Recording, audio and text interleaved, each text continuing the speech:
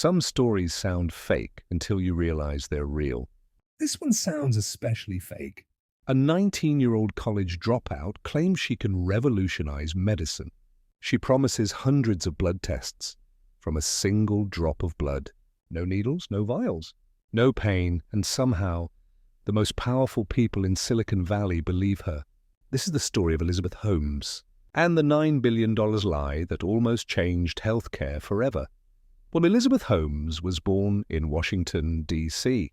Her family was wealthy, well-connected, and obsessed with success.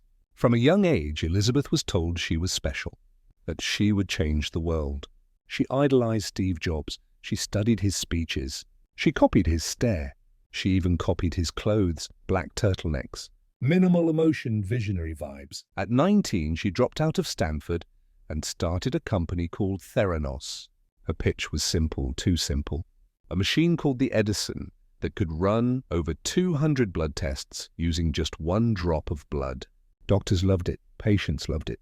Investors loved it. There was just one problem. It didn't work. But no one knew that yet.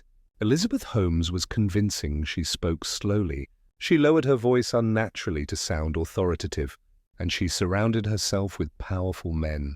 Former secretaries of state, military generals, billionaires, people who knew nothing about medical technology, but loved big ideas. Theranos raised over $700 million. At its peak, the company was valued at $9 billion. Elizabeth Holmes was named the youngest self-made female billionaire in America. Magazine covers, TED Talks, TV interviews. She was being called the next Steve Jobs.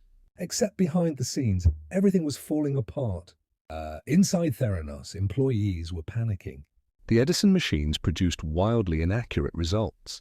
Blood samples had to be diluted, destroying accuracy. So what did they do instead? They secretly used existing machines made by other companies. Then they slapped Theranos labels on them. Patients were being told they had cancer, or that they didn't have cancer, when they actually did.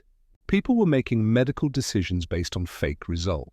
And anyone who spoke up was threatened. Lawyers, non-disclosure agreements, intimidation. Elizabeth Holmes created a culture of fear. Employees were isolated. Departments were separated so no one could see the full picture.